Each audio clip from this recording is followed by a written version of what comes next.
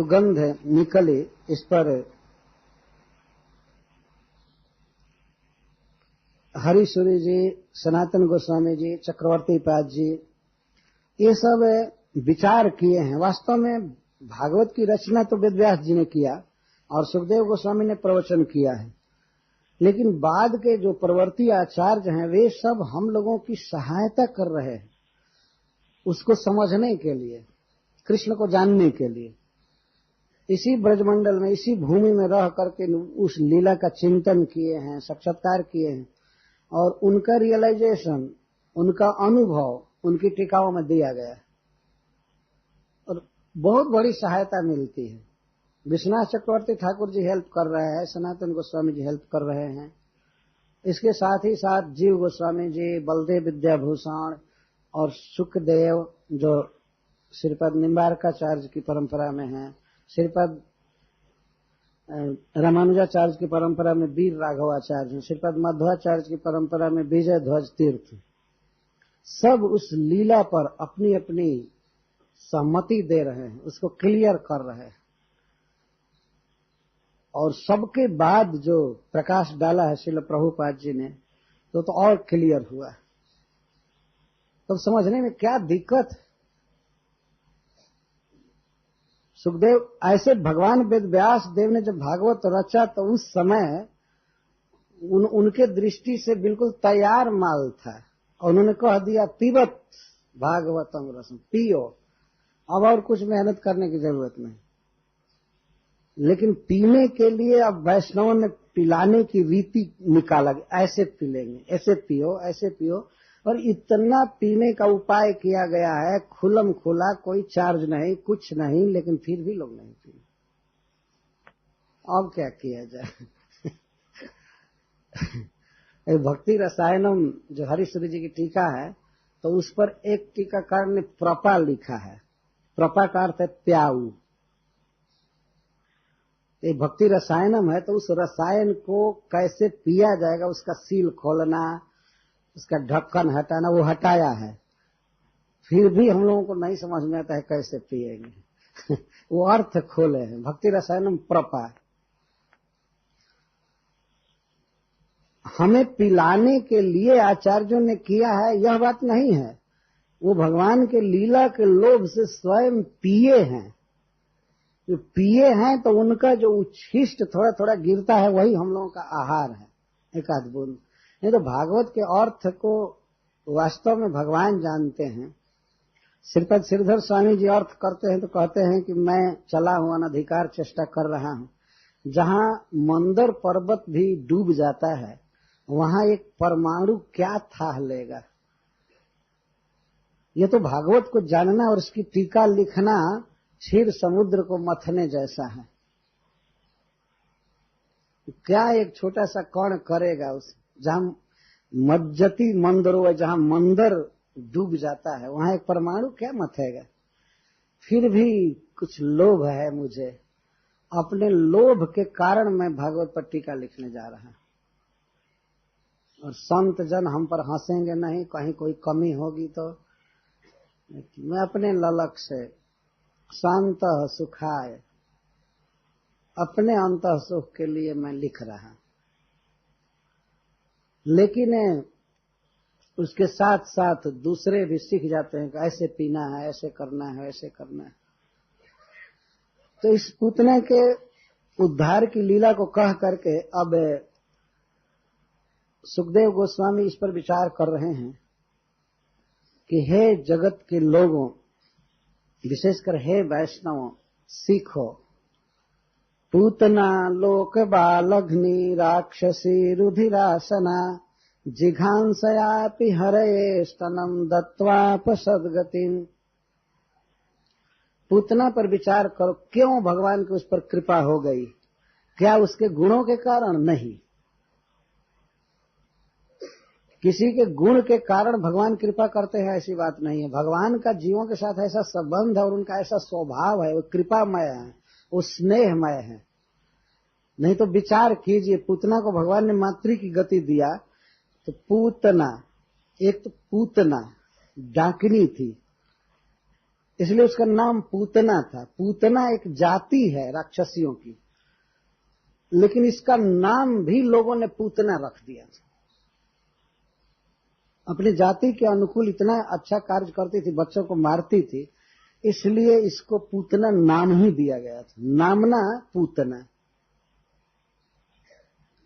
जैसे किसी आदमी का नाम असुर रख दिया जाए और असुर का काम कर रहा है इसलिए, तो उस तरह से उसको पूतना नाम दिया गया था।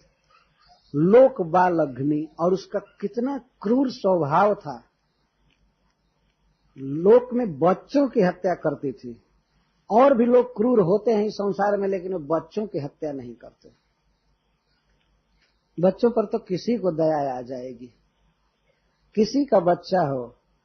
वास्तव में क्रूर से क्रूर हृदय में भी बच्चों के प्रति दया आ जाती है। बच्चे को कोई नहीं मारता है, लेकिन यह इतना क्रूर हृदय वाली थी कि बालघ्नि, बाला नाम घ्नि, बच्चों को मारने वाली थी।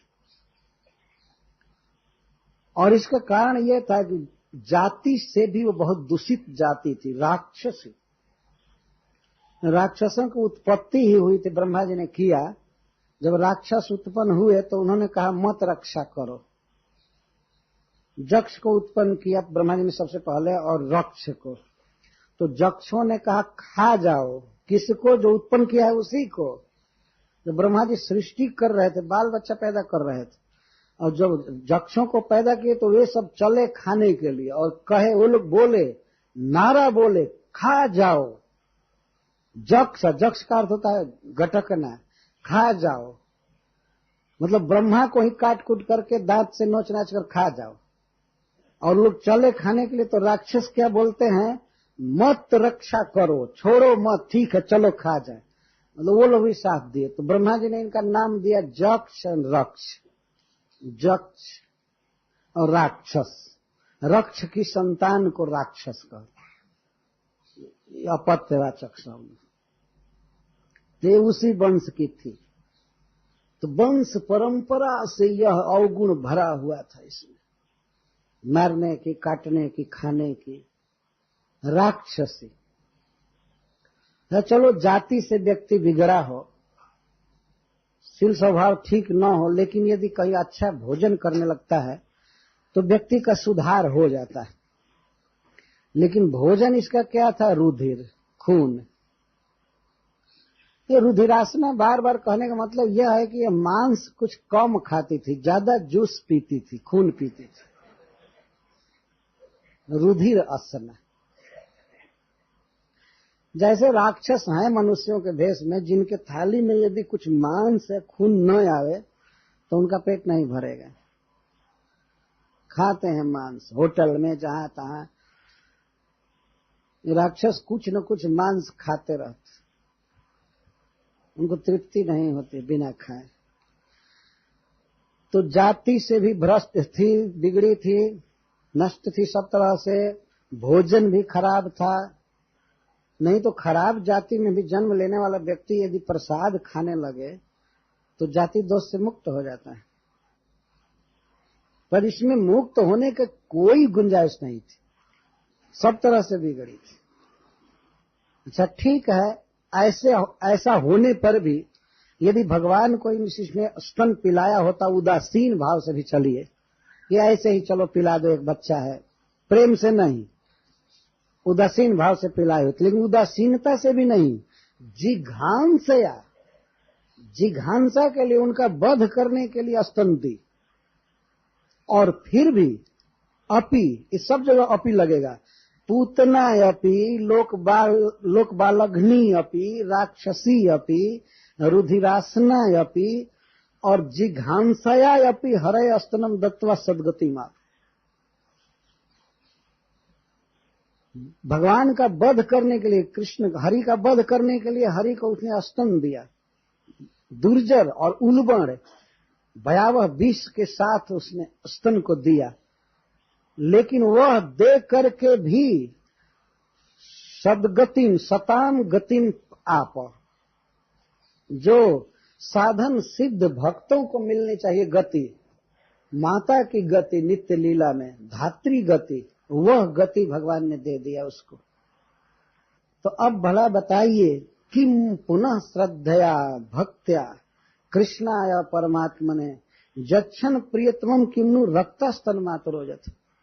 फिर जो लोग भगवान को कुछ श्रद्धा से देते हैं, कोई चीज श्रद्धा से देते हैं, श्रद्धा का क्या मतलब है कि यह भगवान की संपत्ति है, भगवान की सेवा में देना चाहिए, कृष्ण को देना बहुत अच्छा है, इस भाव से यदि कृष्ण को देते हैं, और फिर भक्ति से अगर कोई देते हैं कि मैं दास हूं, सेवा करना मेरा कर्तव्य है, इस भाव से देते हैं कृष्ण को, परम आत्मा को, जो आत्मा के भी आत्मा है, आत्मा से भी परम प्रिय हैं, ऐसे प्रभु को यदि कोई प्रियतम वस्तु देता है, अपने पास जो कुछ अच्छी से अच्छी वस्तु है उसको यदि कृष्ण को दे रहा है, तो फिर उसके सदगति में क्या संदेह है? वो क्यों नहीं भगवान की नित्य लीला में जाएगा,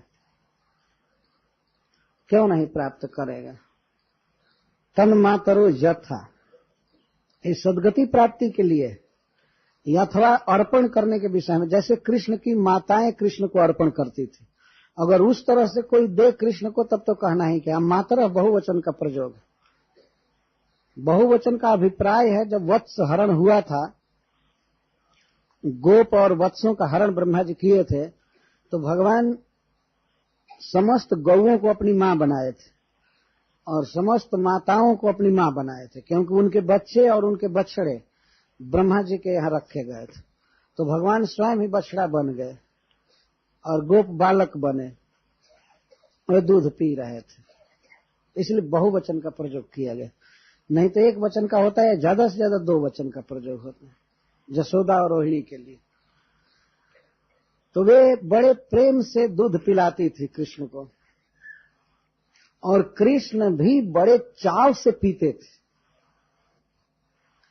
भगवान जिस गाय का दूध है बछड़ा बन करके पी रहे हैं, तो आप लोगों ने देखा होगा बछड़ा कितनी ललक से दूध पीता है, अपने मुख से, अपने सिर से थन में हल्का सा प्रहार करता है स्नेह उत्पन्न करने के लिए। गाय को ऐसे मारता है मुख से हल्का हल्का, तो उसके हल्का प्रहार से गाय में वात्सल्य बढ़ता है, तो और दूध देती। तो भगवान भी इस तरह पिए थे। आगे सुखदेव गोस्वामी कहे हैं कि पयांसी जासाम अपिबत, और स्नेह स्नुतान यलम, ये शब्द दिए हैं कि उनके दूध स्नेह से झरते रहते थे, स्नेह से दूध झर रहे थे अपने आप, और भगवान की पीने में इतनी लालसा थी कि वे नहीं छोड़ रहे थे, वे पीते रहते थे।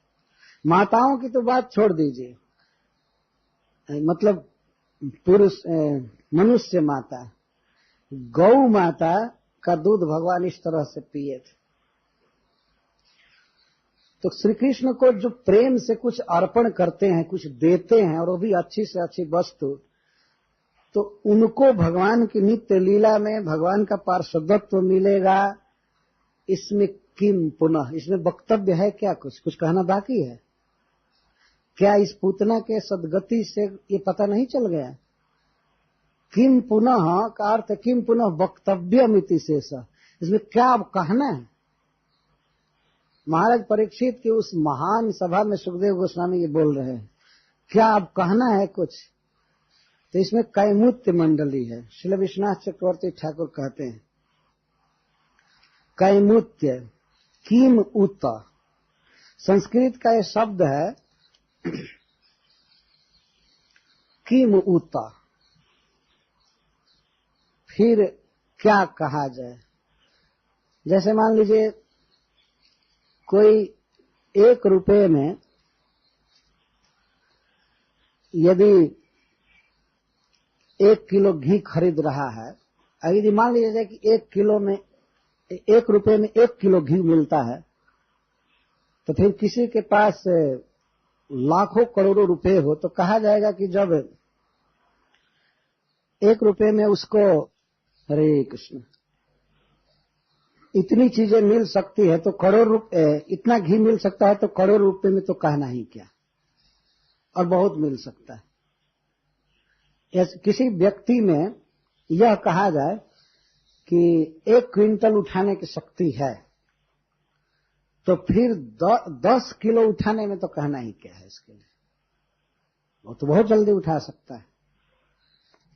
तो जब कृष्ण को इस बुरे विचार से किसी ने कुछ दिया जान मारने के लिए, बहुत बुरे विचार से, और उसको भी जब कृष्ण ने अपनी मां की गति दिया, तो फिर प्रेम से स्नेह से कोई कृष्ण को देता है तो उसको क्यों नहीं वे अपना बंधु बनाएंगे। इसमें क्या कहना है, तो इसको कैमुत्य कहते हैं। श्रील श्रीधर स्वामी ने भी लिखा है, प्रसंगात कैमुत्य न्याय न भक्ति वैभवम आह। कैमुत्य न्याय से श्रील सुखदेव गोस्वामी भक्ति के उत्कर्ष का वर्णन कर रहे हैं। पूतना के प्रसंग से जब कृष्ण को मारने के लिए कोई उनके निकट जाए और जान मारने के लिए अस्तन दे करके मां की गति पा सकता है, तो भक्ति पूर्वक कोई कृष्ण के पास जा रहा है उनको देने के लिए, तो फिर कहना ही क्या है। तो भक्ति के उत्कर्ष का वर्णन कर रहे हैं कैमुत्य न्याय द्वारा।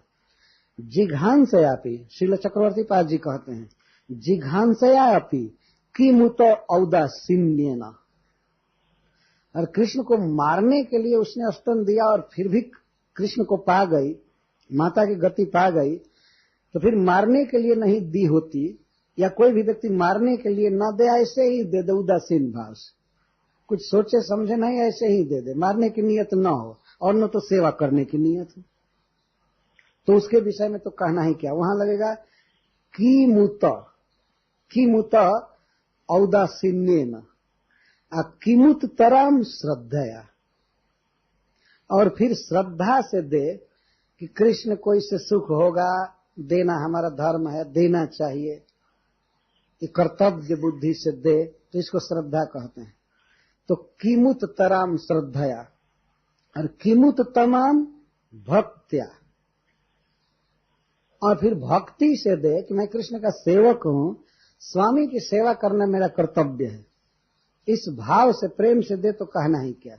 यह एक कैमुत्य हुआ है भाव की दृष्टि से। इस भाव से दिया तो ये गति हो गई, तो फिर उदासीनता से दे तो क्यों नहीं होगी, फिर श्रद्धा से दे, फिर भक्ति से दे, इसमें सब कैमुत्य निकल रहे हैं।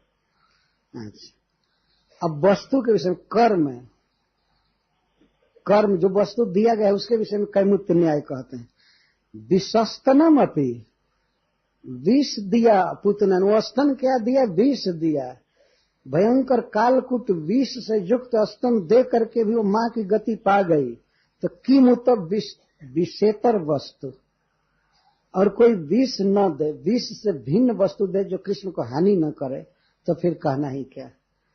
और किमुत तराम प्रियम, और किमुत तमाम प्रियतरम, और किमुत अति तमाम प्रियतमम।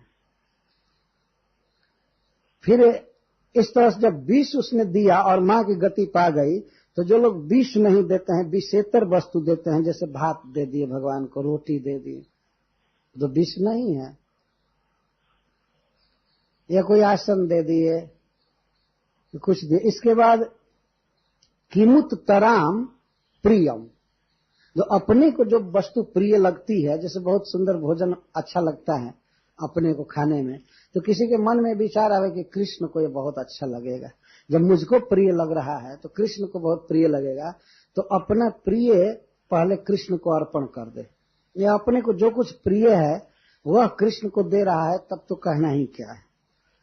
और किमुत तमाम प्रियतरम, और प्रिय एक वस्तु है, प्रियतर वस्तु है, बहुत अधिक प्रिय वस्तु है, और उसको कोई कृष्ण को दे तो और क्या कहना है। किमुत तमाम, और जो प्रियतम वस्तु को कृष्ण को अर्पण कर देता है, तो किम उत अति तमाम, ये कहते। फिर क्या कहना, उसकी क्या सदगति होगी। वास्तव में इस विषय पर एक बहुत बड़ा कंफ्यूजन होता है। ब्रह्मा जी कंफ्यूज्ड थे, भगवान की प्रार्थना करते समय जब वत्स हरण किए थे, तो अघासुर की मुक्ति वे देखे। अघासुर को भगवान ने अपनी नित्य लीला में पार्षद बनाया, इसके पहले उसके बहन को पूतना को बनाया, बकासुर को भी बना लिया था। तो ब्रह्मा जी कह रहे हैं कि आप तो पूतना के सारे खानदान पर पड़े हुए हैं, मतलब उसको ही सारा दे रहे हैं, तो आप इन ब्रजवासियों को क्या देंगे। वे ये कहने लगे, येषाम घोष निवासिना मुत देवराते तिनस देव किन्नह राते ती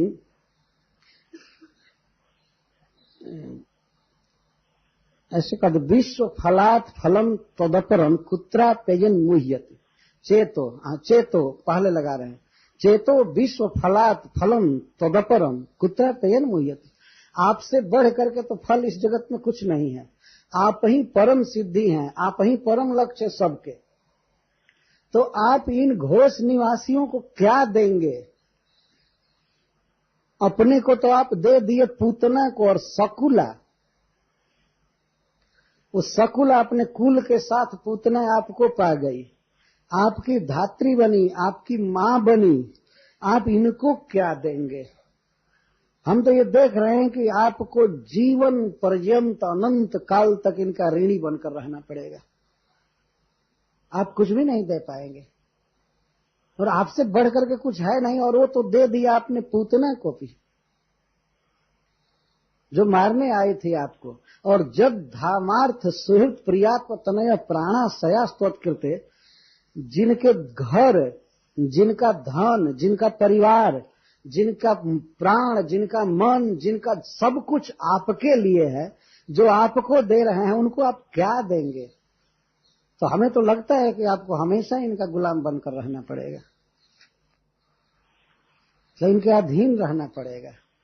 तो क्या हर्ज हो जाएगा इससे? एक प्रश्न होता है, यदि भगवान ब्रजवासियों के ऋणी रहे, उनके अधीन रहे, तो क्या हर्ज है? लेकिन ब्रह्मा जी अपने पोजीशन से बात कर रहे हैं, वो सारे विश्व नाट्य का सूत्रधार है, जगत का सृष्टि करता है, कारणोदक साई बन करके जगत की सृष्टि करता है, हम सबका पिता है, वह इन ब्रजवासियों के अधीन रहे। तो ब्रह्मा जी को कुछ उटपटांग बात लग रही। इसके पहले उन्होंने कहा था, अहोति धन्या ब्रज गौरमण्य स्तन्यामृतम पीतमतीव ते मुदा जासाम विभो वत्सतरात्मजात्मना जत्रेप्तयेद्यापिन चालमध्वरः। ओहो, इस विश्व में, इस ब्रह्मांड में, इस संसार में धन्य है ब्रज की गौएं और ब्रज की रमणियां, जिनका स्तन्यामृतम आप नित्य आनंद के साथ पीते रहते हैं। मुदा बड़े बड़े यज्ञों से आपकी तृप्ति नहीं हुई, आप उसमें नहीं आते हैं, लेकिन वही आप गौओं का दूध पीने के लिए जोर से दौड़ते हैं। जो कृष्ण को खूंटा में बांधा जाता होगा बछड़े के रूप में, और खोले जाते होंगे तो जाकर कितनी ललक से गौओं का दूध पीते हों, और बाद में गौएं उनको चाटती होंगी बड़े स्नेह से। तो ये सब ब्रह्मा जी को याद है, तो याद आ रही है, तो वे कहते हैं, अहोति धन्या, अति धन्या ब्रज गो रमण्य, ब्रज की गौएं और ब्रज की रमणियां अति धन्य। और अंत में कहते हैं, अहो भाग्यम नंद गोप ब्रजौकसाम जन्मित्रम परमानंदम, कैसे है, सच ब्रह्म सनातनम पूर्णम ब्रह्म सनातनम, जन्मित्रम परमानंदम पूर्णम ब्रह्म सनातनम। अहो भाग्यम, इस विश्व का सबसे बड़ा विद्वान बोल रहा है, सत्यलोक में जिसका निवास है, भगवान का डायरेक्ट डिसाइपल, पुत्र और शिष्य, और जितने भी शिव आदि हैं सब इनके अंदर काम करते हैं ब्रह्मा जी के, और वे ब्रह्मा जी इस विश्व में सबसे धन्य किसको कह रहे हैं? ब्रजवासियों। अहो भाग्यम नंद गोप ब्रजौकसाम, नंद महाराज के ब्रज में रहने वालों का भाग्य है, अति भाग्य है कि जिनका मित्र अपना सखा, अपना बना हुआ पूर्ण ब्रह्म सनातन ब्रह्म है और खेल रहा है, तो धन्य है ये। तो फिर जब पूतना माता की गति पा गई, तो जो लोग श्रद्धा से भगवान को कुछ देते हैं और वो भी प्रिय वस्तु देते हैं, उनके सदगति में क्या संदेह। भगवान ने गीता में कहा है, पत्रम पुष्पम फलम तोयम यो में भक्त्या प्रयच्छति तदहम भक्ति प्रहृतम अस्नामि प्रयतात्मन। कोई है संसार में ऐसा बड़ा व्यक्ति जो इस तरह से कहे कि हमको कोई पत्ता पानी दे दे और मैं तृप्त हो जाऊं? कोई है? लेकिन विश्व का निर्माता परमेश्वर भगवान कहते हैं कि हमको कोई पत्ता देता है, फूल देता है तो मैं इसको स्वीकार करता हूं। यह क्यों कह रहे हैं कि लोग हमको दें, इसलिए कह रहे हैं। और दे इसलिए नहीं कि भगवान को घटा हुआ है, भगवान चाहते हैं कि हमारे साथ किसी तरह से संबंध जोड़ो, संबंध जोड़ो।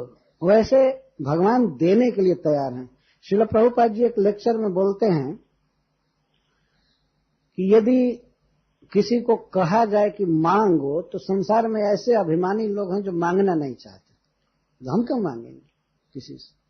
तो भगवान ऐसे अभिमानियों के भाव को समझकर बोल रहे हैं, तब हमको दो।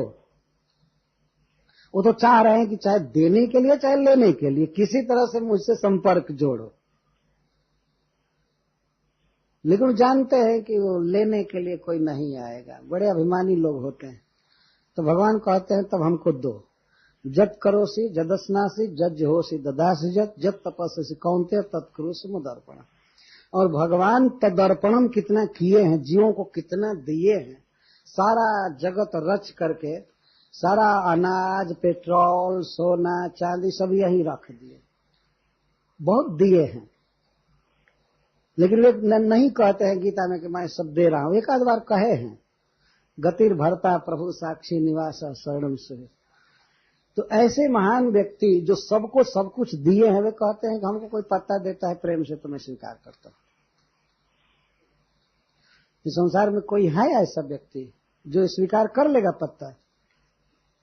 कोई आपके घर पर जाए और कहे कि भगवान ने कहा है पत्ता से संतुष्ट हो जाते हैं, आपको हम तुलसी पत्र देते हैं, आप भी भगवान के समान संतुष्ट हो जाइए, तो वो तो व्यक्ति क्रोधित होगा मन में कि क्या हो गया इसको।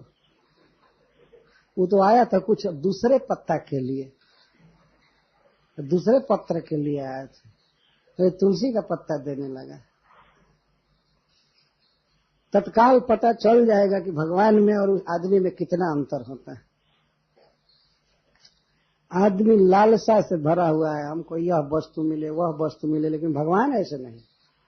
वो क्या लालसा होती तो ये पत्ता पुष्प और पानी मांगते, क्या पानी उनको सुलभ नहीं है? भागवत में कहे हैं कि मेरे भय से इंद्र वर्षा करते हैं, मेरे भय से सूर्य तपता है, तो आपके भय से आपके धाम में पानी नहीं पहुंचा देंगे। इधर कहते हैं कि तो हमको जो पानी देता है तो हम उसको स्वीकार करते हैं। तो देने के लिए या लेने के लिए कृष्ण के पास आना चाहिए। तो विशेष करके जो देते हैं कृष्ण को, तो फिर भगवान कृष्ण उनके प्रति कितना ऑब्लाइज्ड होंगे, कितना कृतज्ञ होंगे, इसको किम पुनः शब्द से व्यक्त किया जा रहा है, कुछ कहा नहीं जा सकता। जो मारने के लिए आए थे उसको तो माता की गति दिया उन्होंने, तो फिर जो दे रहा है उनको, और वो अभी प्रिय वस्तु इस संसार में क्या है? पुत्र प्रिय है और धन प्रिय है। इन वस्तुओं को जो अर्पण करता है भगवान को, उसमें भी धन बहुत प्रिय है। धन को बाहरी प्राण कहा गया। भागवत के 5वें स्कंध में कहा गया है कि धन बाहरी प्राण है। एक प्राण तो वो है जिसे हम सांस ले रहे हैं, जी रहे हैं, लेकिन बाहरी प्राण भी पॉकेट में पड़ा रहता है, उसके बिना नहीं जी सकते। वो प्राण के समान हेल्प करता है इस माने में, लेकिन प्राण के समान वो प्रिय है, इसलिए बही प्राण कहा गया है। कभी कभी तो बही प्राण अंतः प्राण को ले भी लेता है। इसलिए इसका जो इसके प्रति जो प्रियता है रुपया पैसा के प्रति, वही उसका प्राणत्व है, वही प्राणत्व। जड़भरत जी ने वर्णन किया है भवाटवी में, वही प्राण। आप चलिए कहीं यात्रा करनी हो तो आप डॉक्टर से चेक करा लीजिए सांस ठीक से चल रहा है, तो इतना ही चेक करा करके नहीं जाएंगे, कुछ बाहरी प्राण लेना पड़ेगा, चाहे चेक के रूप में लीजिए चाहे नगद लीजिए, बाहरी प्राण लेकर चलेंगे तब, नहीं तो ऐसे कौन गाड़ी पर चढ़ने देगा, कोई चीज नहीं देगा। तो ये पैसा जो है प्राण से भी प्रिय है। तो ऐसे पैसे को जो कृष्ण को दे रहा है तो प्रियतम दे रहा है वास्तव। जो वास्तव में कृष्ण को पैसा देता है वो सब कुछ दे रहा है, सब कुछ दे रहा है, वास्तव इसमें संदेह नहीं है कि मनी हानि। पैसा बहुत प्रिय है व्यक्ति को, उससे जीवन की सारी आवश्यकताओं को खरीद सकता है, लेकिन ऐसे पैसा को जो भगवान को अर्पित कर रहा है तो वह फिर भगवान की नित्य लीला में जाएगा, इसमें क्या संदेह हो सकता है। भगवान ने अपना स्वभाव प्रकट किया इस लीला में। वो एक एक बात पर ध्यान देते हैं, नहीं सोचना चाहिए भाई मैंने भगवान के लिए इतना किया, लगता है कि वो भी भूल गए, वो ध्यान नहीं दे रहे हैं। हम भले भूल जाएंगे, कृष्ण नहीं भूलते हैं, बल्कि हमको जो स्मृति आती है उनकी कृपा से आती है। जितने जीव हैं सबके हृदय में हैं और कहते हैं कि मत स्मृति ज्ञान मा पढ़ना, मैं जब स्मृति देता हूं तब स्मृति आती है। तो ऐसा व्यक्ति कैसे भूल जाएगा, कैसे हमारे दिए गए दान को भूल जाएगा, बताइए। कि भगवान हृदय पढ़ते हैं, लेकिन पढ़ करके भी भगवान हम लोगों से उदासीन नहीं है, यह उनकी विशेषता है। थोड़ा भी कनेक्शन जोड़ने पर वे बहुत गुना देते हैं। वे अपने अनुसार सोचते हैं कि कोई उनको अगर एक मुट्ठी चिवड़ा दे रहा है, जैसे सुदामा जी दिए, तो भगवान ने सोचा कि इसकी जितनी शक्ति है उसके अनुसार तो बहुत दिया है, मैं कुछ भी देकर ऋणी नहीं होऊंगा, क्योंकि इसके पास चिवड़ा नहीं था, यह दूसरे घर से उधार लेकर के आया है। पैंचा हमारे यहाँ कहते हैं। पैंचा का अर्थ होता है बाद में उतना ही लौटा देंगे। कर्ज नहीं होता है, लोन नहीं होता है, इंटरेस्ट नहीं बढ़ता, जितनी वस्तु लिए हैं उतना ही लौटा देते हैं। तो उनकी स्त्री कई घरों से मांग लाई थी 3-4 मुट्ठी चिवड़ा। भागवत के टीका में लिखी गई है बात। और ले जाने के लिए द्वारका कोई ऐसा नहीं था कि बैग था बढ़िया, सुदामा जी के पास कोई झोला तक नहीं था, एक फटा पुराना कपड़ा था, उसी में पोटली बांध करके दिया गया। तो बहुत हिसाब से पहुंचाए थे द्वारका, कभी भी फट सकता था, रास्ते में गिर सकता था। तो ले गए थे। तो अपनी जितनी शक्ति थी उसके अनुसार वे कर्जा करके दूसरे से मांग कर ले जा रहे थे। तो भगवान भी जब जितना है उतना दे करके दूसरे का मांग कर देंगे तब न पूरा होगा। जे यथा माम प्रपद्यन्ते तथा भजामि। इसलिए भगवान का मस्तक झुका रहता है, मैं तो भक्तों को कुछ भी नहीं दे रहा, मैं क्या दे सकता है। इसलिए वे उखल में बंध जाते हैं, बंदी होते हैं। बारंबार भगवान इस बात को कहे हैं भागवत में कि मैं तो आपके सुंदर भक्ति से, व्यवहार से, सेवा से ऋणी हूं, तुम ही अपनी सेवाओं से, तुम ही अपने भावों से मुझको ऋण करोगी। रुक्मिणी जी से भगवान ने कहा है, गोपियों से कहा है, कई भक्तों से कहा है इस प्रकार की बात। तो वो दे नहीं सकते हैं उतना, उनको शक्ति नहीं है। लेकिन भक्त के लिए मांग क्या है कि कृष्ण अपने को दे दे, बस सबसे भारी दान हो गए। आत्मद हम पुत्र के रूप में चाहते हैं वो पुत्र बनकर आ जाए, मित्र के रूप में चाहते हैं मित्र बनकर आ जाए, प्रियतम के रूप में आ जाए, बस यही। और भगवान देते हैं अपने को। यह दान करने में भगवान बहुत एक्सपर्ट है। और इसके लिए चाहे कोई उनको हीन कहे, चाहे कुछ भी कहे। दुर्योधन आदि कहते थे भगवान को, ये क्या हो गया है द्वारकाधीश को, उसके रथ पर सारथी का काम कर रहा है। कृष्ण को अपनी इज्जत का कोई ध्यान नहीं। अरे प्रेम करना चाहिए किसी से, लेकिन इतना नहीं करना चाहिए कि लोक में निंदा हो।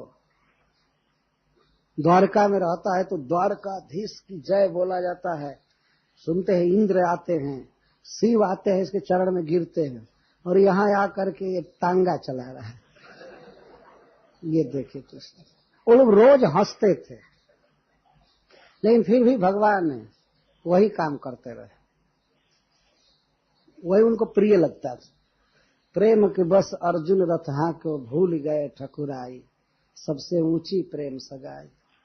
प्रेम का बंधन बहुत बड़ा बंधन है, भगवान उसे तोड़ नहीं सकते। ऐसी कथा है कि जब नलकूबर और मणिग्रीव को भगवान ने मुक्त किया तो वे लोग बड़े आश्चर्यचकित थे कि भगवान बंधे ही रह गए और हम लोग मुक्त हो गए। तो हम लोग खोल देते हैं। देवता थे ही, देवता तो मनुष्यों से कई गुना आगे होते हैं। तो उन लोगों ने कहा कि हम खोल देते हैं। भगवान ने कहा तुम लोगों में शक्ति नहीं है खोलने की, ये बंद है। तो लोग जाओ, जहां से आए हो जाओ, ये तुम लोग खोल नहीं सकते। जो बांधा है वही खोलेगा तो खुलेगा, नहीं तो दूसरा नहीं खोल सकता। और भगवान बंधे बंधे वहां घूम रहे थे, बेचारा बन करके बच्चा है। जब अपराध कर दिया है, घर में बहुत दिन का रखा हुआ मटका फोड़ा और माखन छीटा, इधर उधर किया, माँ को हैरान किया, गांव में इधर उधर भागा, रस्सी भी बर्बाद किया, क्योंकि जितनी रस्सी जोड़ी जाती थी सब घट गई थी। रस्सियां मिलत नहीं थे गोकुला नगरिया में, रेशम के डोरिया में न मिल ही नहीं रही थी रस्सी, सब जोड़ती थी और उसमें सब विलीन हो जाती थी रस्सी। तो कई कई अपराध हुआ था, केवल मटका फोड़े थे यही बात नहीं थी। उसके बाद भी अगर माँ के बंधन में आ जाते हाथ में तो बांधी नहीं होती। इतना जो परेशान किए, इतना माँ को गोकुल नगर में गांव में इधर उधर जो दौड़ाए पकड़ने में, तो इस पर माता ने और बांध दिया। तो वो जिद में आ गई थी। निर्बंधम शब्द है कि भगवान ने देखा कि माँ मुझे बांधना ही चाहती है, तो वे हार गए और बंधन स्वीकार कर लिए। ये प्रेम का बंधन है। तो इस लीला में भगवान ने दिखाया है कि उनका स्वभाव कृपामय है। गोस्वामी तुलसीदास जी ने विनय पत्रिका में लिखा है कि प्रभु मूर्ति कृपामयी है। यदि यह पूछा जाए कि भगवान किस चीज से बने हैं, यदि वे बने नहीं हैं, लेकिन यह पूछ दे कि भगवान के उस स्वरूप में, देह में क्या चीज है। हम लोगों के देह में तो कुछ माटी है, जल है, आकाश है, अग्नि है, लेकिन भगवान के देह में है क्या? देह मतलब स्वरूप में। तो तुलसीदास जी कहते हैं कि केवल कृपा है, बस, और कुछ नहीं। प्रभु मूर्ति कृपामयी है, नख से सिख तक केवल कृपा है, केवल दया है वास्तव। और यह बात बिल्कुल सत्य है, प्रभु मूर्ति कृपामयी है। कई बार ये बात कही गई है शास्त्रों में कि भगवान कृपामय है, कृपामय है। लेकिन कृपा का अर्थ क्या होता है? कृपा का अर्थ होता है कि किसी के द्वारा कोई अपेक्षा न रख करके जो अनुकूल किया जाता है उसको कृपा कहते हैं। जैसे माता पिता अपने बच्चे से कोई प्रतिदान नहीं चाहते। ऐसा नहीं चाहते कि छोटा सा बच्चा है, हमारे लिए पीढ़ा लाएगा, एक गिलास पानी लाएगा, तब मैं उसकी सेवा करूंगी। माँ ऐसा नहीं सोचती है। अपने आप स्नेह उमड़ता रहता है बच्चे के प्रति, तो इसको कृपा कहते हैं, स्नेह कहते हैं। तो भगवान की कृपा इसी तरह से जीवों के प्रति है। वे जानते हैं कि जीव बहुत कमजोर है, मेरे तरफ नहीं बढ़ सकता है, अतः वह बुरे नियत से भी यदि आवे तभी भगवान स्वीकार करते हैं। से अपना बच्चा है, यदि बच्चा किसी कारण से पिता को आकर के लात भी मारे तो पिता उसे अपने गोद में उठा लेता है। छोटे छोटे बच्चे अपने माता पिता को कभी कभी मारते हैं, कभी कभी तो घाव भी लग जाता है। इतना छोटे छोटे वो मारते, लेकिन माता पिता कभी भी उसको अपराध के रूप में नहीं लेते, वो स्नेह करते। तो यहाँ पर सुखदेव गोस्वामी भगवान को देने की बात कह रहे हैं। किम पुनः श्रद्धया भक्त्या कृष्णाय परमात्मने जच्छन प्रियतमम किन्नु रक्ता स्तन मातरोजत।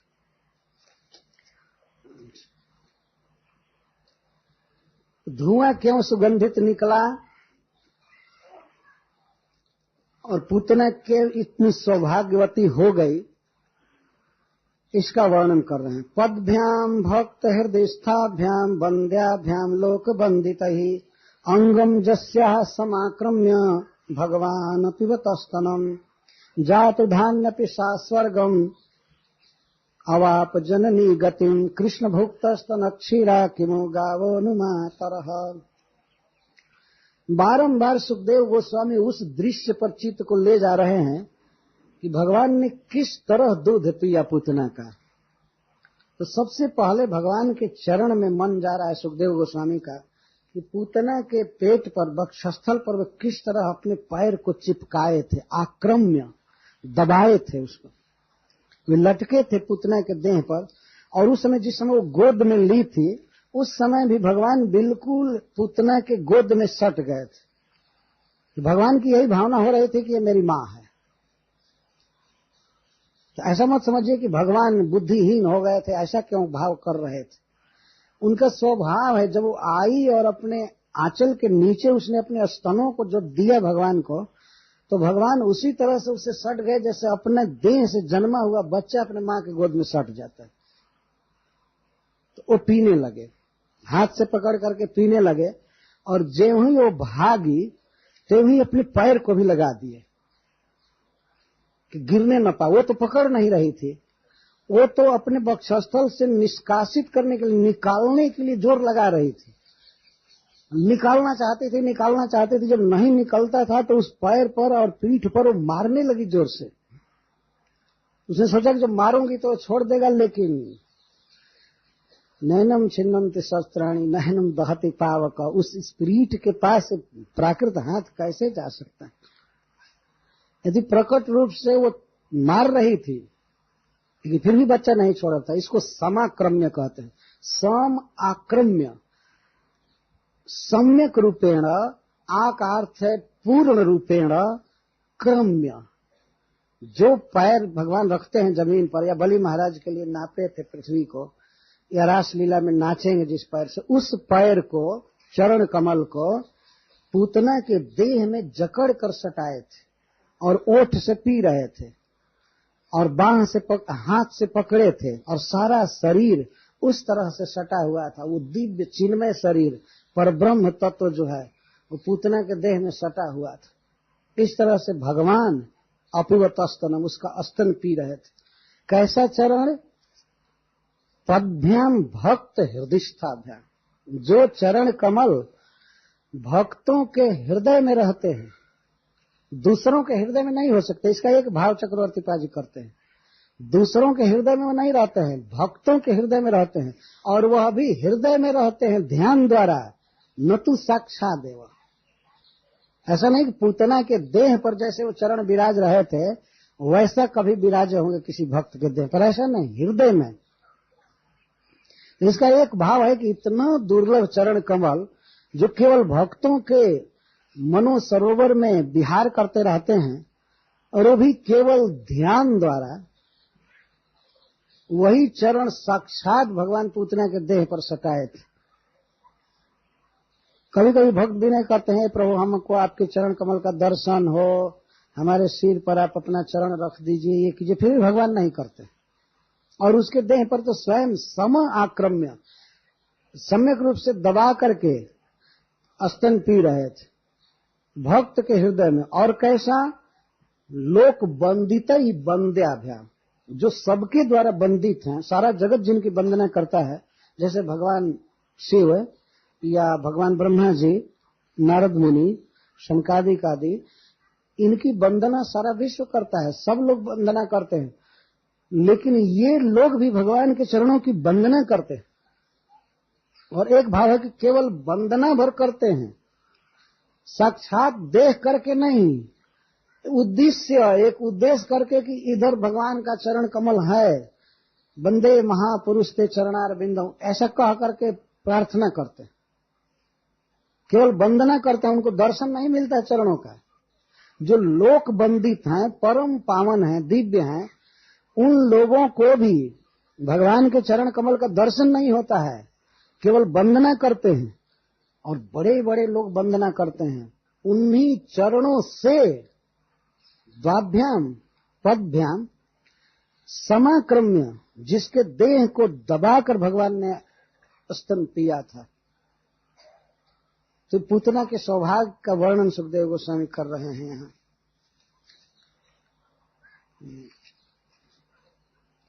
अंगम जस्या समाक्रम, जस्या पूतनाया, पूतना के अंग को, जिसके अंग को भगवान ने दबाकर चरण कमलों से और स्तन पिया था। अब इससे अधिक किसी का निकटतम संबंध क्या हो सकता है? बताइए, भगवान का चरण सुलभ है, और किसी भी स्त्री के पास यदि अपने बच्चे को देने के लिए सबसे बड़ा शरीर में धन है तो वो है उसके छाती का दूध। वह भगवान पी रहे थे, उसमें दूध पी रहे थे। निकटतम संबंध उन्होंने स्थापित किया पूतना के साथ। तो गोद में झूल रहे थे, इस तरह हाथ से दबाए थे, चरण से दबाए थे और ओठों को लगा करके स्तन के पास अवाप जननी गतन। इसीलिए उस जातुधानी ने भी, उस राक्षसी ने भी स्वर्ग प्राप्त किया। भगवान के धाम को स्वर्ग कहा गया है, कई बार भागवत में वर्णन है। और उसी स्वर्ग की विशेषता बता रहे जननी गति, जो जननी का पद है, जो जहां जननी का चलना फिरना रहता है, गति जहां वो रहती है, या गति का अर्थ स्वरूप भी होता है। जननी की गति पर जिस मां ने, जसोदा ने जन्म दिया था, या जननी शब्द पर ध्यान देना चाहिए, जिसने जन्म दिया है भगवान को, उसको जो सुख मिलता है वह सुख भगवान ने दिया पूतना को। और स्वर्ग शब्द इसीलिए दिया गया है, स्वर्गम सुख पदावहम, सुख बहुत है, अनंत अनंत सुख है भगवान के गोलोक वृंदावन धाम में, इसीलिए उसको स्वर्ग कहते हैं। स्वर्ग शब्द देने का एक यहाँ एक कारण है, अति आनंद है, वहां अति आनंद है। तो जो सुख माँ जसोदा को मिलता है, कृष्ण को दूध पिलाकर, खिलाकर, पिलाकर, सहला करके, वह सुख दिया भगवान ने। अब वह नित्य माँ बन गई भगवान की। तो ये अद्भुत स्वभाव है भगवान का। तो प्रकट रूप से भी पूतना के देह को इस तरह से समालिंगित करके, समाक्रमित करके और पिए थे, इसी कारण से उसका देह दिव्य हो गया था, उससे सुगंध निकली थी।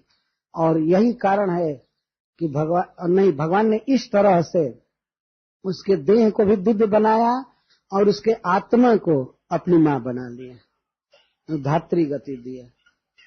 यही कारण है कि उद्धव जी जब विरह में भगवान के होते हैं, तो विरह के समय भगवान की यह लीला उन्हें बार बार बेचैन कर रही थी। तो विदुर जी से रोते हुए इसी वृंदावन में जमुना जी के तट पर कहते हैं, अहो बकीयम स्तन कालकूटम जिघांसयापाय यदप्य साध्वी लेभे गतिम धातृचितां ततोन्यम कम वा दयालुं शरणं व्रजेमा। कौन ऐसा दयालु है जो स्तनों में कालकूट विष लगाकर मारने आई थी और उसको धात्री गति दिया भगवान ने? ऐसा दयालु कौन है? भगवान के विरह में भगवान के गुणों का स्मरण कर रहे हैं उद्धव जी।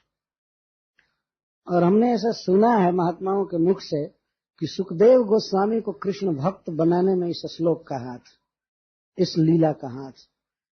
तो भगवान के सौंदर्य और भगवान के कृपा की गाथा सुनकर सुखदेव गोस्वामी निर्विशेष ब्रह्म ज्योति को तिलांजलि दे दिए और भगवान में आसक्त हो गए।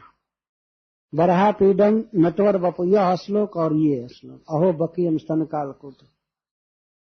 प्रारंभ में ही भगवान अपनी कृपा को इस तरह से प्रस्तुत कर रहे हैं जिससे भक्तों का मन भगवान के इस कृपा गुण में तृषित हो जाए, ललायित हो जाए, लालच में आ जाए कि ओहो कृष्ण इतने मधुर हैं, इतने कृपालु हैं, क्यों नहीं हम कृष्ण के हो जाए, हम क्यों नहीं कृष्ण को दें अपना यह मान, अपना तान, वचन और अपना धान, अपना स्वजन, सब कुछ। सुखदेव गोस्वामी इसीलिए आगे चलकर कहते हैं कि कृष्ण में सुतेक्षणम कुर्वती नाम, कृष्ण मेरा प्राण प्रिय पुत्र है, यह भाव कर रही थी ब्रज की गोपियां, वात्सल्य भाव वाली गोपियां और गौवे। तो न विद्यते तेषां राजन संसारो अज्ञान संभव, उनका संसार नहीं था,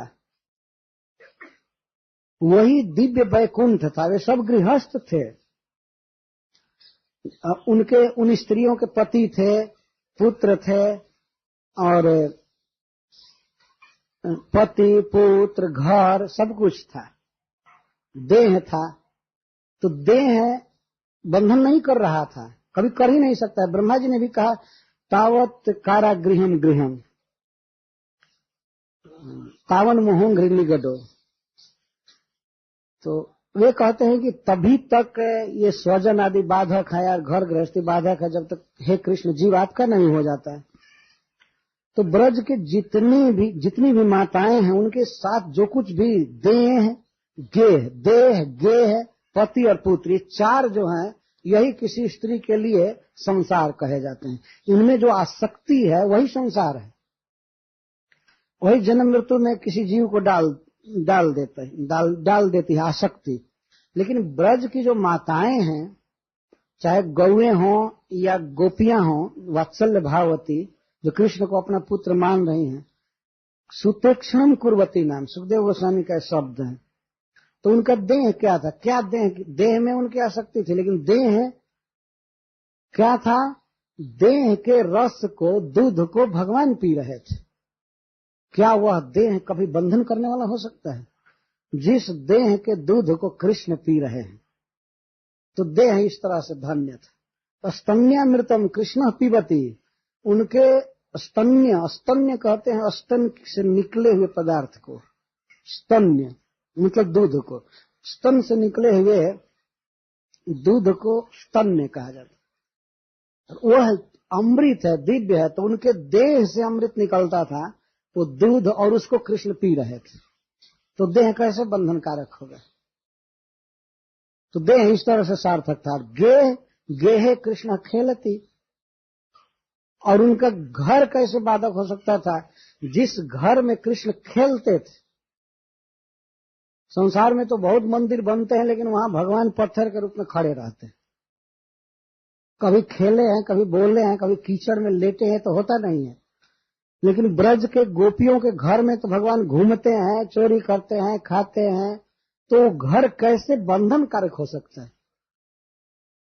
वही घर तो वास्तविक घर है, जीव का वास्तविक, जिसमें भगवान खेलते हैं। और पति जो वही खास भगवान का पिता है। जब वे माताओं का दूध पी रहे थे, कृष्ण बछड़ा बन करके या बालक बन करके, तो उस समय जितने भी पति थे उन माताओं के, उन स्त्रियों के, तो वे सब कृष्ण को अपना पुत्र मान रहे थे और अपने साथ बैठाते थे, खिलाते थे, सुलाते थे, नहलाते थे। अलग अलग रूप अलग अलग नाम था बच्चों का, लेकिन सब थे कृष्ण। तो ऐसे पति में यदि किसी की स्त्री का प्रेम हो, तो क्या ये बंधन है? जो पति कृष्ण को अपना पुत्र मान रहा है, ये बंधन कैसे हो सकता है? अच्छा, पुत्र के जहां बंधन का सवाल है, तो पुत्र तो स्वयं भगवान। तो ऐसे भगवान में ममता धिक्य हो, लाखों लाख गुना ममता हो, तो यही तो होना चाहिए।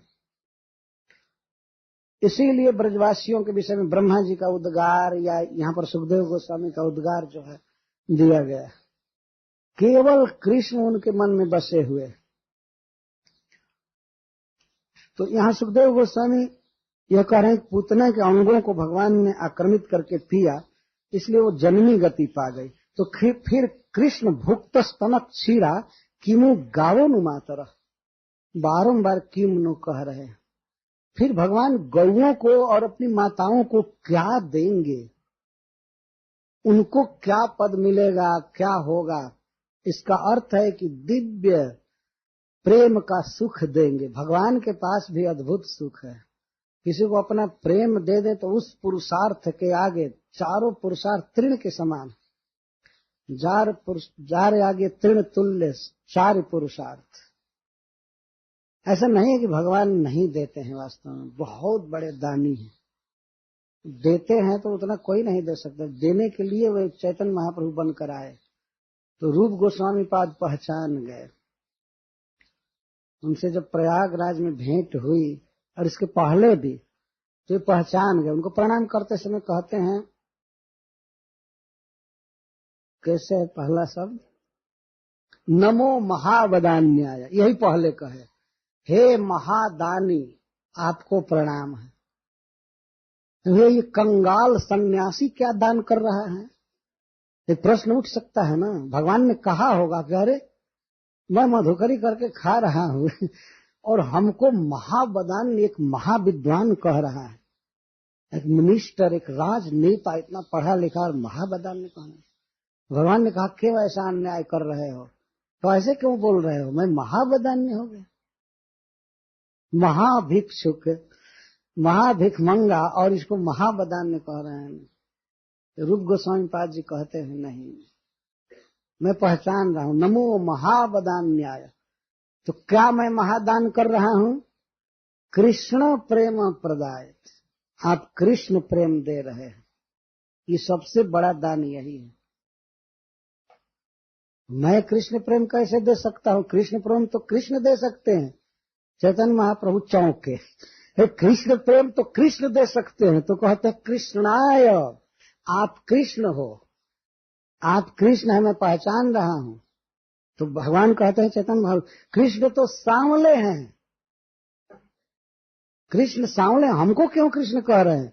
तो कहते कृष्ण त्वी से, केवल कांति भर आपकी कृष्ण नहीं, अकृष्ण त्वी से, गौरत्वी से, गौरत्वी से, गौरत्वी से, आपकी कांति गौर है लेकिन आप कृष्ण हैं। इस तरह से रूप गोस्वामी पाद वर्णन करते हैं।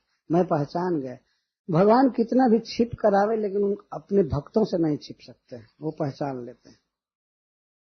रूप गोस्वामी पाद ने पहली भेंट में भगवान चैतन्य महाप्रभु का पर्दाफाश कर दिया कि आप कृष्ण हैं। भले आप कुछ भी जबरदस्ती कहे कि कृष्ण का दास हूं, लेकिन हम नहीं मान सकते हैं, और कोई भी अभिज्ञ व्यक्ति नहीं मानेगा।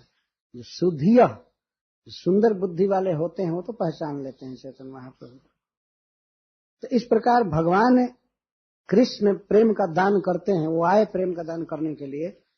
तो ये नहीं समझना चाहिए कि भगवान ब्रजवासियों को नहीं दे पाएंगे, गौओं को नहीं दे पाएंगे। अरे वो इतना देते हैं कि क्या कोई उनको देगा, वो देते हैं तो निहाल कर देते हैं, वो अपना प्रेम देते हैं। क्या माँ यशोदा को उन्होंने कम दिया? अपने को पुत्र बना करके दे दिया है, चाहे बांधो, चाहे थप्पड़ मारो, चाहे कुछ भी करो, खाने को दो, चाहे डहकाओ कुछ भी करो, भगवान तैयार है। बांध दिया तो बांध दिया, भगवान में अपने से खोलने की शक्ति नहीं है। लड़के पास में आ रहे थे और कृष्ण सबके सामने रो रहे थे, ऐसे मुंह लटकाए हुए, तो बलराम जी आए। बलराम जी कहते हैं तुमको मैं बारंबार कहा कि चोरी मत करो, तुमको मैं कई बार कहा। तो उस समय तो हमारी शिकायत करते थे कि ये दाऊ हमसे बैर कर रहा है, तो कई बार कहा कि इस तरह की बदमाशी मत करो, उद्धम मत करो। तो अब अपना कर्म फल भोगो, अब हम क्या करें। और कृष्ण के आंख से आंसू गिर रहा है, वैसा अपराध किया, बंध गया, कोई नहीं खोल रहा है, बड़ा भाई भी इस तरह बोल रहा है, अब क्या करें। तो दूसरे बच्चे तो डरते थे, कहते थे हम क्या करें, हम तो यशोदा जी के दासी के लड़के, हम नहीं खोल सकते। और जो पता चल जाएगा कि ये खोला है तब तो हमको वर्षों तक बांध देगी भाई रानी ने बांधा है तो कौन खोले। फिर बलराम जी कुछ जोर लगाने लगे, अब उनको कृष्ण का बंधन देख करके भगवद आवेश होने लगा, हम खोल देंगे, हम खोल देंगे, जोश आने लगा। तो खोलने का साहस नहीं हो रहा था, लेकिन बात बहुत ऊंची ऊंची बोलने लगे, कौन बांधा है, कौन बांधा है, पता है कृष्ण क्या है। तो माँ यशोदा तो घर का काम कर रही थी, सुन नहीं रही थी, लेकिन जोर जोर से आवाज होने लगी तो बाहर आई, तो कौन बोल रहा है। बलराम जी कहते मैं बोल रहा हूं, कौन बांधा है इसको, तुमको पता है कृष्ण क्या है। तो माँ यशोदा ने कहा अरे तुम क्या हो, कृष्ण क्या है, पता है, पता है, तुम क्या हो। मैं क्या हूं, मैं संकर्षण हूं, मैं शेष नाग हूं, मेरे एक फूंक से सारा ब्रह्मांड जल जाता है, अभी ब्रज को फूंक दूंगा, खोलो नहीं, अभी फूंक दूंगा। अच्छा, तो माँ हंसने लगी और कही और कृष्ण क्या है, यही नारायण है, यही भगवान विष्णु है, यही जगत का पालन करता है, यह नृसिंह अवतार लिया, हिरण्यकश्यप का वध किया, यही रावण का वध किया, यही राम रूप में अवतार लिया था, ये मत्स्य अवतार धारण किया, तुमको पता नहीं है, ये 3 पग में पृथ्वी नापा था, ये इतना बड़ा है। तो माँ ने कहा तो अब क्या कर रहा है, सब हिरण्यकश्यप का वध किया था, अब क्या कर रहा है। तो तुमको पता नहीं है, मैं ये कर दूंगा, वो कर दूंगा, ये कर दूंगा, कृष्ण ये अवतार थे, अवतार थे। तो माँ ने छड़ी उठाया और कहा कि सभी अवतार मेरे ही घर में आ रहे हो और दूसरे का घर नहीं है, कोई दूसरे का घर नहीं है क्या अवतार लेने के लिए? मारते मारते ठीक कर देंगे। तो बलराम जी भाग गए। अब क्या करें? और नंद बाबा वहां थे नहीं, वे काम करने के लिए खेत पर गए हुए थे बाहर। अब कौन खोले? तो फिर बलराम जी आए और वो लगे कहने हम क्या करें। लेकिन अब से तुम चेत जाओ, आज से चोरी मत करो, ये मटका मत फोड़ा करो, नहीं तो इस बार तो बांधी ही है, उसके बाद पीटेगी। लेकिन कृष्ण ऐसे रुहासा मुंह किए थे कि लगता था कितनी बड़ी विपत्ति में फंसे। और वास्तव में ये क्या कम विपत्ति है, किसी बच्चे को बांध दिया जाए उखल से या कहीं से और उसको खेलने नहीं दिया जाए। कोई खाने के लिए नहीं ले जा सकता था, साहस नहीं था कि चलो बंधा है तो कोई फिर माखन का लोंदा दे दे कि चलो बंधे बंधे खाते रहो। खाने का अधिकार नहीं था क्योंकि उसने दही बहाया था, माखन छीटा था, इसलिए माँ ने कहा अभी खाने को नहीं दूंगी और खेलने नहीं दूंगी, चलो तुम उद्यम करो। तो यह सौभाग्य माँ को दिया था। सुखदेव गोस्वामी ने कहा है, नायम सुखापो भगवान देहिनाम गोपिका सुत। भगवान इस तरह से सुख पूर्वक दूसरे लोगों को नहीं मिल सकते हैं जैसे माँ को मिले हैं, जैसे जसोदा को मिले हैं। तो वे बहुत बड़ा दान करते हैं भगवान। तो कोई भी व्यक्ति जो कुछ देता है भगवान को, उसके उस दत्त वस्तु को भगवान कई गुना बना करके देखते हैं, ये उनका स्वभाव है। और पयांसी जासम अपिबत पुत्र स्नेह स्नुतान्यलम, जिनके पयांसु, पयांसी, यह पया शब्द नहीं है, पयांसी बहुवचन में है, जिनके दूधों को कृष्ण ने पिया है। बार में कई गौएं हैं इसलिए दूध बहुवचन में है, अथवा ये कहीं गाय के दूध को या माँ के दूध को कई तरह से पीते थे। माँ के गोद में बैठ करके, माँ जसोदा से भिन्न और भी माताओं को कह रहे हैं, यहाँ माँ जसोदा की चर्चा नहीं की जा रही है, जासम शब्द है बहुवचन में। जिनके दूध को कृष्ण ने पिया, कैसा दूध? पुत्र स्नेह स्नुतानी, मेरा पुत्र पी रहा है, पीने वाला है, भूखा है, इस भाव से उन माताओं के स्तन से दूध स्वयं ही स्नेह के कारण चूता रहता था। स्नेह स्नुतानी, स्नेह से दूध चुचवाता रहता था, चूता रहता था। और कृष्ण पीते थे। अलम, अलम कृष्ण के पीने के लिए कहा गया है, और स्नुतानी कहा गया है माताओं के प्रति स्नेह। तो उनको पिलाने की ललक और कृष्ण को पीने की ललक, तो दोनों ओर से संजोग बैठा था। कृष्ण की अति लालसा थी पीने की, पीते रहते थे बारंबार, दिन में सैकड़ों बार पीते थे। बच्चों की राजी होती है और माँ के छाती पर जब चाहे दूध पीने लगते। थोड़ी सी चेष्टा करते हैं तो माँ समझ जाती है कि अच्छा पीना चाहते हैं, तो आंचल से मुख ढक कर पिलाने लगते। तो वो बच्चे के भाव को समझते। तो भगवान स्वयं चेष्टा करते थे। ऐसा नहीं कि माँ जब पिलाने आवे तब पिएंगे। उखल बंधन लीला के शुरू में कहा गया कि भगवान निद्रा से उठ करके जा करके माँ के गोद में चढ़कर पीने लगे। तो पीते थे बहुत ललक से। तो भगवान भी जिनका स्तन पी रहे हैं ललक से, और जिनके स्तन में स्नेह का दूध चल रहा है, उनको भगवान क्या देंगे, उनकी क्या गति होगी बताइए। भगवान तो सदा ऋणी रहेंगे। तो भगवान देव की पुत्र, देवकी का अर्थ जसोदा है। दो नाम था जसोदा का, एक देवकी और जसोदा। तो देवकी के पुत्र भगवान वैसे तो सब कुछ देते हैं, कैवल्य देते हैं और धर्म अर्थ काम सब कुछ देते हैं। जो लोग इंद्रिय तृप्ति के लिए कृष्ण का भजन करते हैं उनको स्वर्ग भेजते हैं। यज्ञ रिष्टवा स्वर्गतिम प्रार्थयन्त, स्वर्ग की प्रार्थना करते हैं तो उनको भगवान स्वर्ग देते हैं। और जो लोग धन चाहते हैं भगवान धन देते हैं, जैसे ध्रुव महाराज को दिए। या काम इंद्रिय तृप्ति चाहते हैं उनको भगवान काम देते हैं। धर्म का अर्थ है स्वर्ग, और काम जैसे करदम जी ने स्त्री चाहा तो भगवान ने स्त्री दिया, या और भी बहुत सुख की सामग्रियां।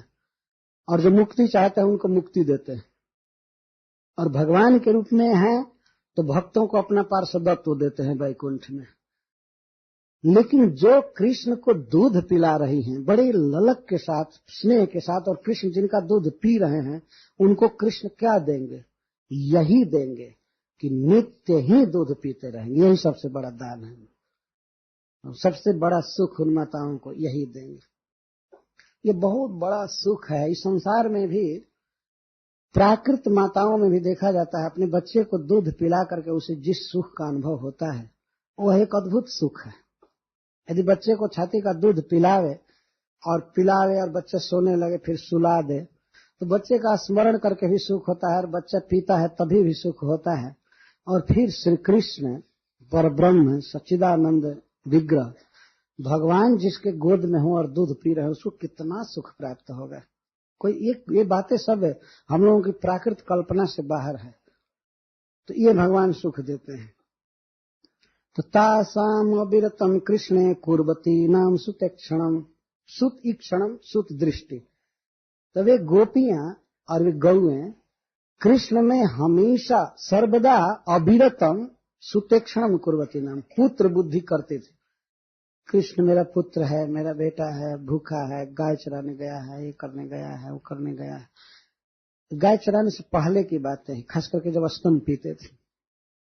अविरतम, और अविरतम शब्द आगे की लीलाओं में भी सूचित कर रहा है कभी ऐसा समय नहीं आएगा जब इन माताओं का दूध कृष्ण नहीं पिएंगे। इनके लिए वे सदा बच्चे हैं।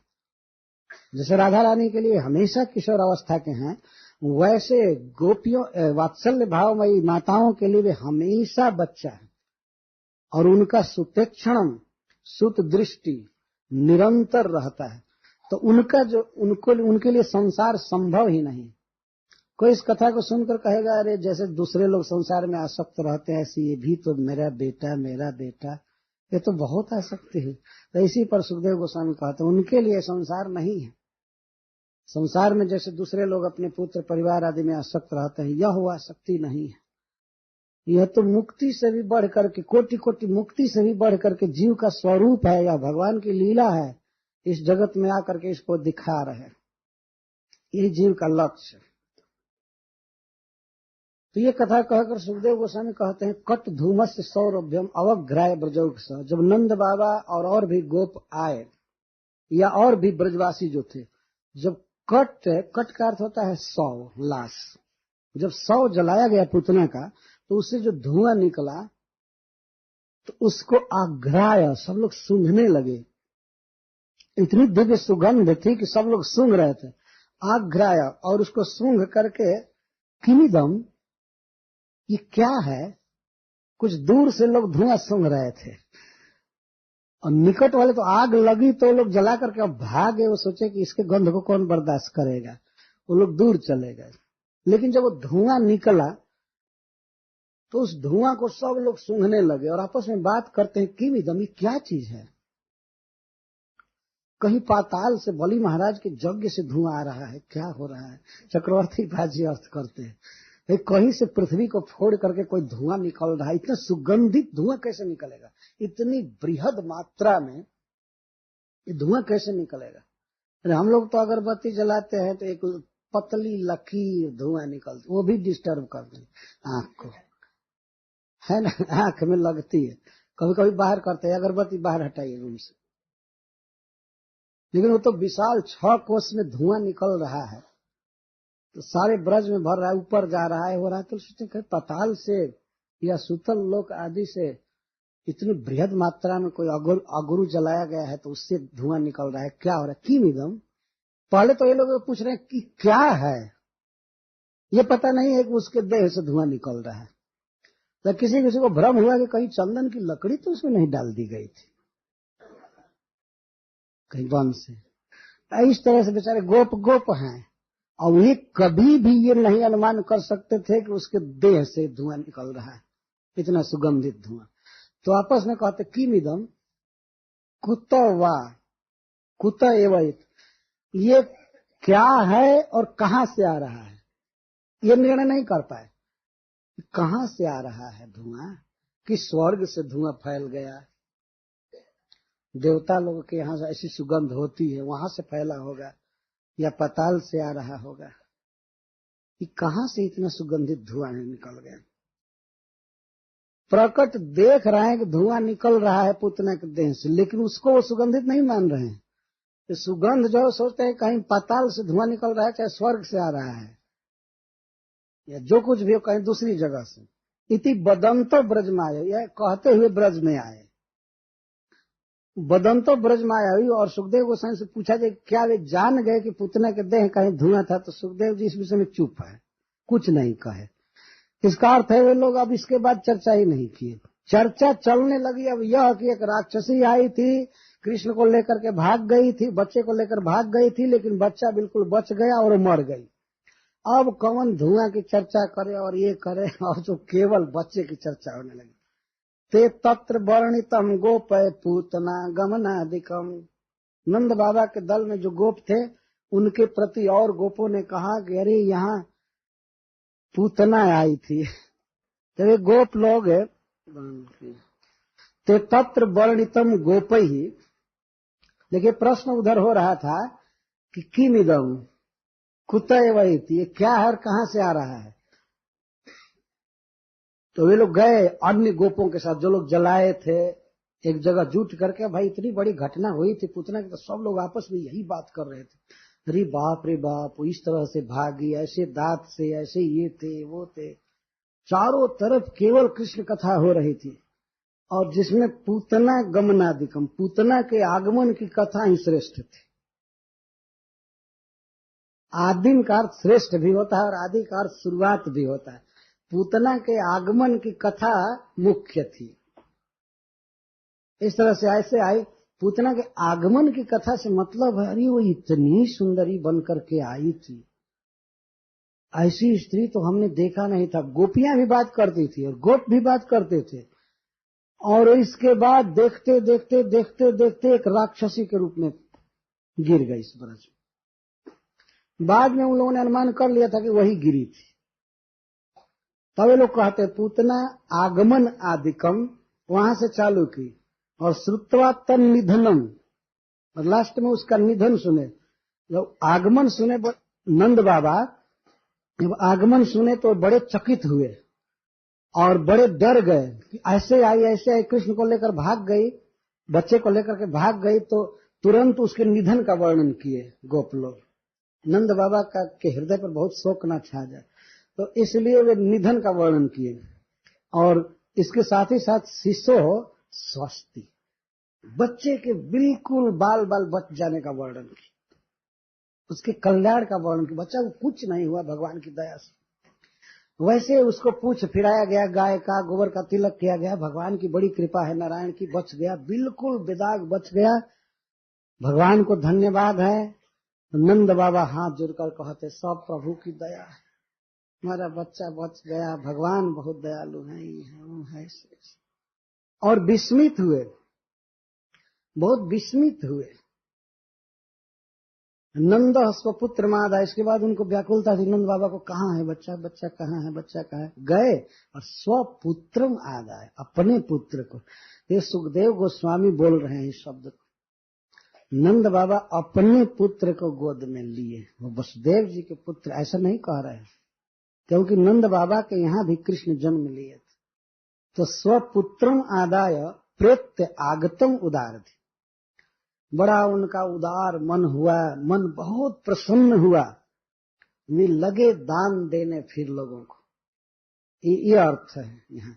और मूर्धनि उपाघ्राय, यह एक विशेष स्नेह का सूचक। अपने बच्चे को गोद में रख करके उसका सिर सूंघे और सिर सूंघ करके सर्वाधिक आनंद प्राप्त किए। परमम मुदम लेवे हे कुरुद्वह, जैसे आपकी रक्षा हो गई ब्रह्मास्त्र से, तो परीक्षित युधिष्ठिर महाराज आदि आपको गोद में रखकर सिर सूंघ करके सुखी होते थे, उस तरह नंद महाराज बहुत सुखी हुए। ये कथा सुन करके जरूर मन में इच्छा होगी कि हमको भी भगवान के धाम में जननी गति मिले या उनमें प्रेम हो कम से कम।